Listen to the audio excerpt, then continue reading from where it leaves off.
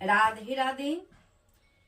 আজ শ্রীমদ্ ভাগবত অধ্যয়ন অষ্টম স্কন্দের অমৃত পরিবেশন। গতদিন ছিল কি ভগবান শ্রী বিষ্ণুর মোহিনী অবতার। আজকে মোহিনী অবতার রূপ ধারণ করে ভগবান শ্রীহরি কি করছেন? অমৃত বন্টন করছেন। আপনারা সবাই থাকুন অমৃতের আশায়। হরে কৃষ্ণ, রাধে রাধে। সকল ভক্ত বৃন্দগণ কিন্তু অমৃতের আশায় অপেক্ষা করবেন। হরি বল।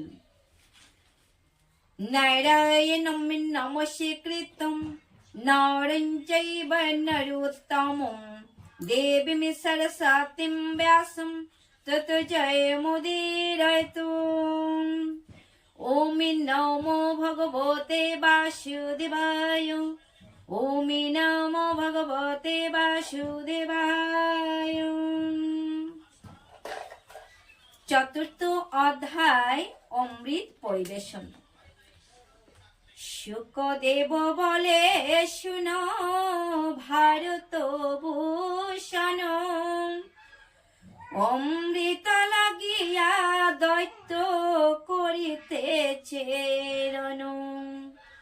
হেন কালে ধীর পদে ভুবন মোহিনী,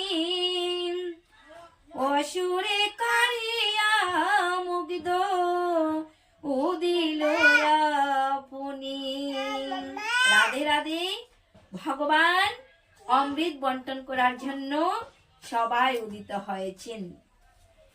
সৌদামিনী সমশুভা হেরি দৈত্যগণ, বিস্মিত হইয়া সবে ভাবে মনে মন।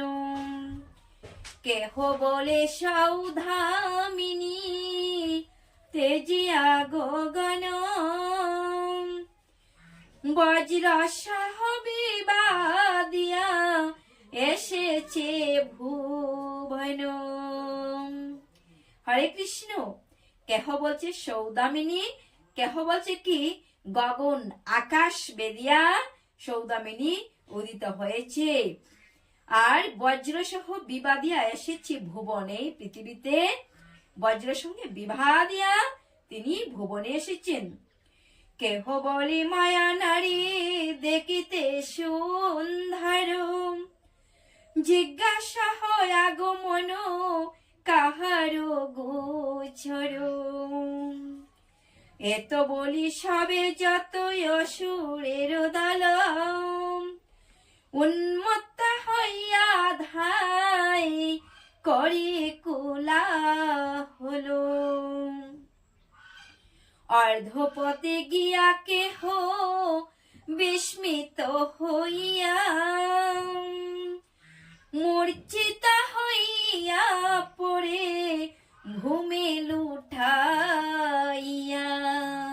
এই মোহিনী রূপ ধারণ করে কেহ কেহ মূর্ছিত হয়ে পড়ছে। কোথায়? ভূমিতে লুটাইয়া পড়ছে।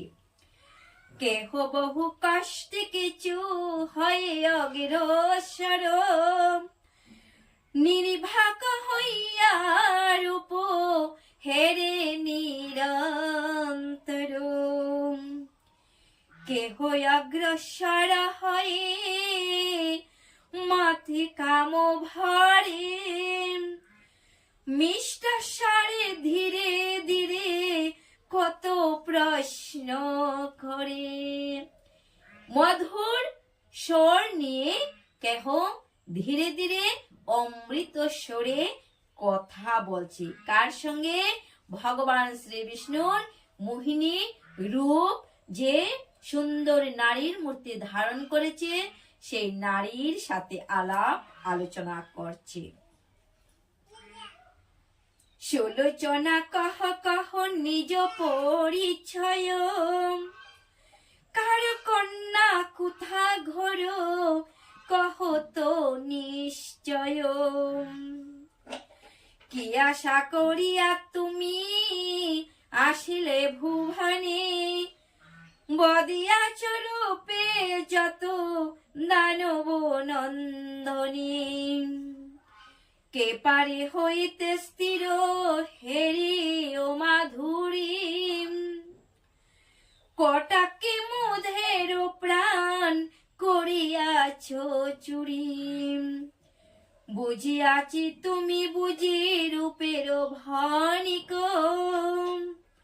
রূপাপন্ন ব্যবসায় করো বাস্তবিক, যা তাকে তোমার মনে তাকুক এখনো, সম্প্রতি মোদের কিছু শুনো নিবেদন।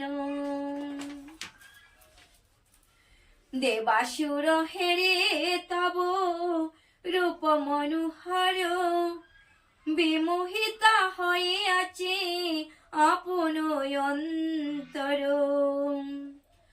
সেই হেতু কাহে ধানি শুনো দিয়া মন, লইয়া অমৃত তুমি করো বন্টন। তুমি অমৃত হাতে লইয়ে তুমি সবার মাঝে বন্টন করো। লাভিনু অমৃত মুরা মতিয়া সাগর, বন্টনীয় ভাবে ঘটে তাহাতে সমর। যিনি বন্টন করবে তিনি হলেন বন্টনী। তাই বন্টনীর অভাবে আমাদের মধ্যে দেবতা এবং অসুরদের মধ্যে কি হয়েছে? সমর আরম্ভ হয়েছে, যুদ্ধ আরম্ভ হয়েছে। বাটি আসে সুধা সবে করণী যে পান, আনন্দে উন্মত্তা হয়ে জুড়াইবে প্রাণ। অসুরের বাণী শুনি শ্রী মধুসূদন, হাসিয়া কহিল মৃদু বচ মধুর বচন। হেসে হেসে মধুর বাণী বলে তিনি কি করলেন? শৈরিনী আমি হে নারী খ্যাত এ ভুবনে, বিশ্বাস করিবে মুরে তোমরা খেমনে। কামিনী বিশ্বাস পাত্র কব নাহি হয়, জ্ঞানী জানো অবিশ্বাসে তারে সবে ক্ষয়। কামিনীর বাণী শুনি অসুরের দল, উন্মত্তা হইয়া সবে করে কোলাহল। অমৃত লইয়া তারে করিল অর্পণ, কহিল সবারে করো অমৃত বন্টন। দানবের বাক্য শুনি কটাক্ষ হানিয়া, কহিলা মোহিনী মৃদু হাসিয়া হাসিয়া। মোহিনী ভগবান শ্রী বিষ্ণু মোহিনী রূপ ধারণ করে হাসিয়া হাসিয়া এবার তিনি কি করলেন? যে আমি সবার মধ্যে এই অমৃত বন্টন করব। আমি যেভাবেতে পরে করিব বন্টন, তার প্রতিভাদ যদি না করো কোনো, কেহ আমার প্রতি প্রতিবাদ করতে পারবে না। ভগবান কি করছে? আগেই প্রতিজ্ঞাবদ্ধ হয়ে নিচ্ছি যে কেহ আমাকে প্রতিবাদ করতে পারবে না, তবেই আমি অমৃত সবাকার মধ্যে বন্টন করব। তবে অমৃত পারি বন্টন করিতে, সম্মত হইল দত্ত আনন্দিত চিতে। উপবাসী তাকে দত্ত স্নান হোম করে, শয়স্তয়ন করে তবে যত বিপ্রবরে। পরেতে অবিষ্ট বেশ করিয়া ধারণ, পূর্বাশ্ব কোষের পরে বসিল তখন। ধূপে দীপে আমোদিত হয় সেইটাই, অমৃতের বাণ্ড তবে লইল গুসাই। পিনস্তনী মদালস ধীর ধীর গতি, দৈত্যরা দেখিয়া তারে মুগ্ধ হয় অতি। সর্পে কিরদান যথায় উদিত না হয়, অসুরে অমৃত ধান যথা বিধি নয়। এত ভাবি বাসুদেব হাসি মনে মনে। বাসুদেব কি করছে? মনে মনে হাসছে। শ্রেণীভাবে বসালেন দেবাসুর গণে। শ্রেণী বিন্যাস করে সকলকে বসালেন। এক শ্রেণী মাঝে সুখে উপবিষ্ট হয়, অপর সারিতে রহে দ্বিতীয় নন্দন। ব্রহ্মা ইন্দ্র রবি শশী দেবতা নিশ্চয়, এক শ্রেণী মাঝে সুখে উপবিষ্ট হয়, অপর সারিতে রহে দ্বিতীয় নন্দন। অমৃত করিবে পান সেই সেমন। এদিকে হাসিয়া বিষ্ণু যত দেবগণে, একে একে সুধা পান করানো যতনে। কামিনীর বেশ দেখে দ্বিতীয় নন্দন, অবাক হইয়া রহে নাসরে বচন। পূর্বের শপথ স্মরে কোন দৈত্যজন, মোহিনীর সহবাদ না করে তখন। কেহ বা ভাবিল মনে বিবাদ করিলে, প্রণয় মোহিনী সহ যাইবে বিফলে। কেহ ভাবছে মোহিনীর সঙ্গে, প্রণয় শব্দের অর্থ হচ্ছে ভালোবাসা, যে প্রেম প্রীতি ভালোবাসার বলে এই মোহিনীর সঙ্গে আমাদের সব কিছু বিফলে যাবে। এত ভাবে কোন দত্ত না বলে বচন, অমৃত একাকী তবে করিল বক্ষণ। সিংহিকার পুত্র রাহু অতি বলবান, ছদ্মবেশে সদেব সহ করে অবস্থান। দেবতার রূপ ধরে রাহু মহাবীর, অমৃত করিল পান কিছু কিছু দিন। ছদ্মবেশে আপন রূপ কি করে পরিবর্তন করে রাহু কি করলেন? সিংহিকার পুত্র রাহু।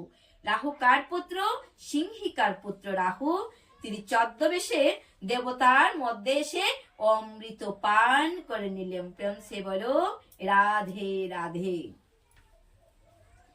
দেবতার রূপ ধরি রাহু মহাবীর, অমৃত করিল পান কিছু কিছু দিল। রবি শশী তাহা দেখে প্রকাশিয়া দিল, বিষ্ণু নিজ চক্রে মুন্ড দ্বিখণ্ড করিল। কে করলেন? রবি এবং শশী। রবি হচ্ছে সূর্য, শশী হচ্ছে চন্দ্র। রবি শশী কাকে জানিয়ে দিলেন? বিষ্ণুকে জানিয়ে দিলেন। বিষ্ণু কি জানতেন না? তিনি অবশ্যই জানতেন।